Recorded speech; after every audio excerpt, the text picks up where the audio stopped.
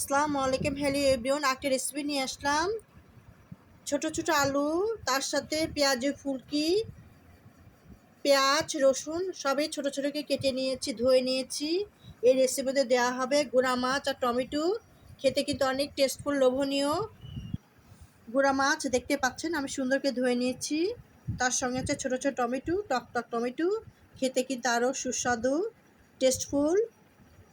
লাল লাল tomato দেখতে পাচ্ছেন। এই টমেটোর সাথে রেসিপি করা হবে।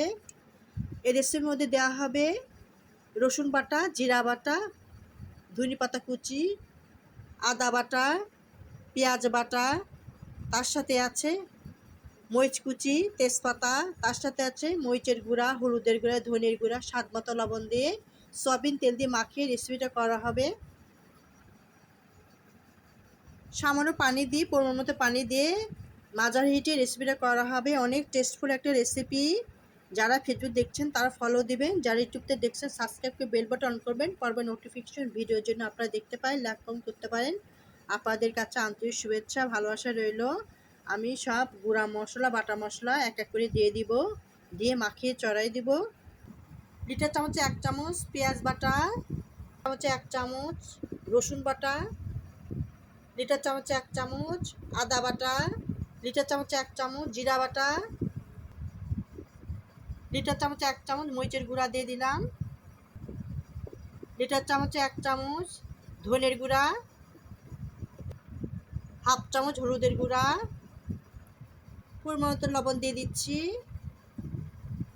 তেলটা পরিমাণ মতো দেওয়া হবে, দিয়ে একবার মাখিয়ে চড়া দিব।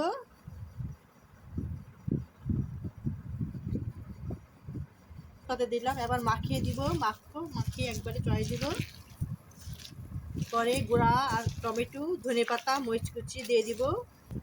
সুন্দর করে মাখিয়ে নিতে হবে সব মশলার সাথে, জন্য আলু সব কিছু একটা মিশ্রণ হয়, তাহলে খেতে কিন্তু খুবই ভালো লাগবে।